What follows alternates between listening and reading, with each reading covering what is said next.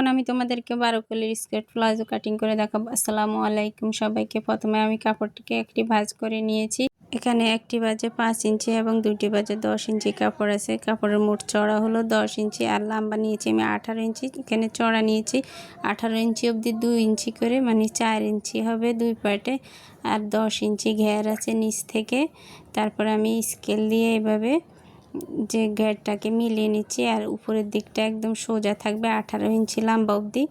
দেখো তোমরা ভালোভাবে খেয়াল করলে বুঝতে পারবে, আমার মুখের কথা না বুঝতে পারলেও খেয়াল করলে বুঝতে পারবে আমি কিভাবে কাটিংটা করছি। এভাবে এখন আমি দাগ অনুযায়ী কাটিংটা করে নিচ্ছি।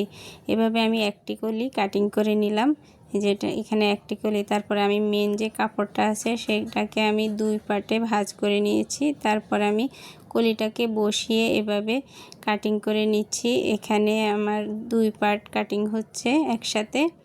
এভাবে আমি 12 পার্ট কাটিং করে নিব। এই যে এখানে আমি 2 পার্ট কাটিং করে নিচ্ছি। আবার আমি কাপড়টিকে উল্টো সাইড থেকে বসাবো, খেয়াল করলে বুঝতে পারবে। এই যে এখানে একটু জয়েন্ট আছে, আমি কেটে নিলাম জয়েন্টটাকে। এটা সরিয়ে নিয়ে এখন আবার কাপড়টাকে যে ঘেরের সাইডটা এখন আমি নিচের দিকে দিয়ে কোমরের সাইডটাকে উপরের দিকে রেখে তারপরে আবার আমি 2টা কলি কাটিং করে নিচ্ছি। এভাবে আমি পুরো 12টা কলি কাটিং করে নিব। আমার ভিডিওটা যদি তোমাদের কাছে ভালো লেগে থাকে লাইক কমেন্ট শেয়ার এবং ফলো করে দিবা। আর যারা ইউটিউব চ্যানেল থেকে দেখবা তারা সাবস্ক্রাইব করে দিবা, পাশে থাকা বেল আইকনটি প্রেস করে দিবা। আর যদি কোনো কিছু বুঝতে সমস্যা হয় তাহলে আমাকে কমেন্টের মাধ্যমে জানাতে পারো। আর যদি তোমরা সেলাই ভিডিও দেখতে চাও সেটাও আমাকে কমেন্ট করে জানাতে পারো। যে আমার এখানে 8টা কলি কাটিং হয়েছে, এখন আমি আরও 4টা কলি কাটিং করে নিব। এই যে এই পার্টটা যে নিচ থেকে কাপড়টা ছিল সেই কাপড়টাতে আমি আরও 4টা কলি কাটিং করে নিচ্ছি।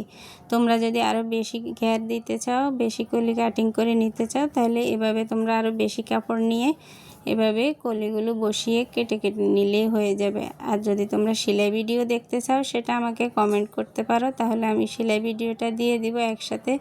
পুরো ভিডিও দিলে ভিডিওটা অনেক লং হয়ে যায় আর লং ভিডিও তোমরা দেখতে চাও না। আর আমার কাটিং ভিডিওটা তোমাদের কাছে কেমন লেগেছে তোমরা কমেন্টের মাধ্যমে জানাতে পারো।